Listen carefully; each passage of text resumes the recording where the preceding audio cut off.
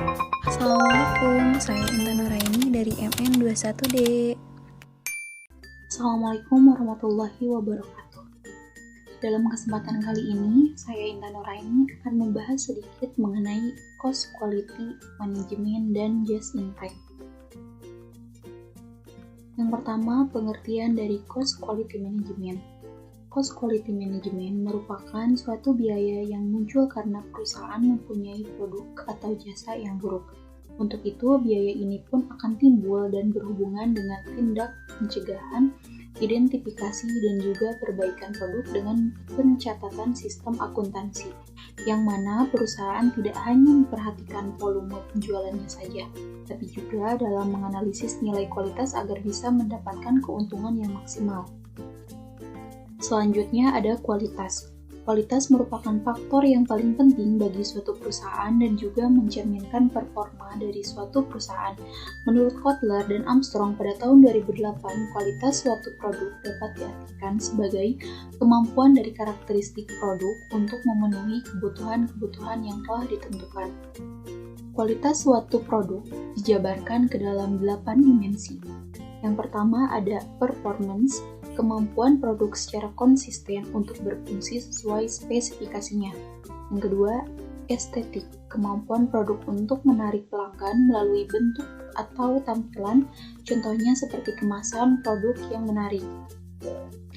Yang selanjutnya itu features, karakteristik yang membedakan suatu produk dengan produk lain, terutama untuk produk jam tangan. Walau fungsi utamanya sebagai penunjuk waktu, namun ada juga jam tangan yang memiliki karakteristik lebih seperti memiliki fungsi GPS. Yang kedua yaitu service ability, kemampuan produk dalam memberikan pelayanan purna jual seperti servis untuk kerusakan.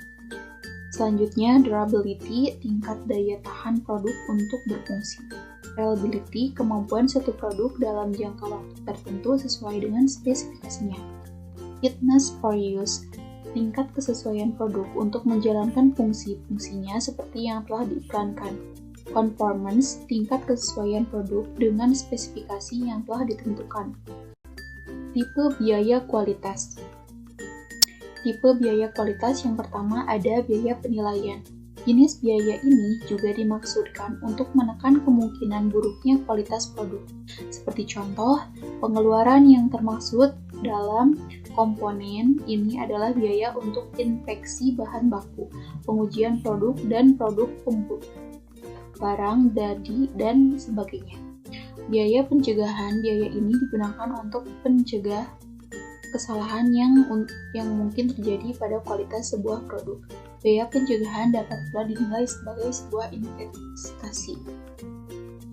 Biaya kegagalan atau eksternal. Biaya kegagalan eksternal terjadi ketika ketidaksesuaian antara kualitas produk yang dihasilkan dan diharapkan baru diketahui setelah produk tersebut berada di tangan konsumen. Ini adalah risiko yang paling besar dan membahayakan karena dapat menurunkan citra dan kredibilitas perusahaan sehingga berpotensi menurunnya pangsa pasar. Selanjutnya, biaya kegagalan internal. Biaya kegagalan internal terjadi jika ada ketidaksesuaian antara produk yang dihasilkan dengan kualitas yang diharapkan dan terdeteksi sebagai produk tersebut dikirim ke pihak luar atau konsumen. Selanjutnya itu mengenai just in time. Just in time merupakan suatu pendekatan untuk mengidentifikasi dan mengeliminasi segala sumber pemborosan dalam aktivitas produk dengan memberikan keseimbangan produksi yang tepat serta pada tempat dan waktu yang tepat.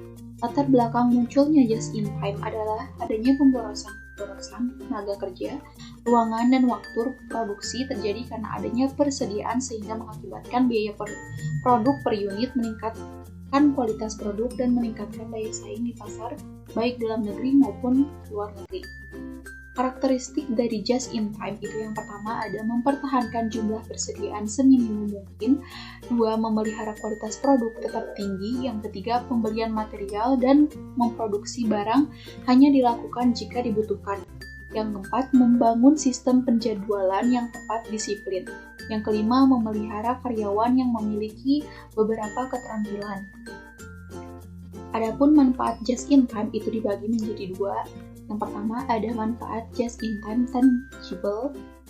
Yang pertama, turnover, pembelian bertambah. Yang kedua, ketepatan pengiriman bertambah. Dan yang ketiga, lead time pengiriman berkurang. Manfaat just-in-time dari intangible. Yang pertama ada berhasil mendorong supplier memenuhi kualitas yang diperlukan. Yang kedua, memperbaiki moralitas dalam produksi.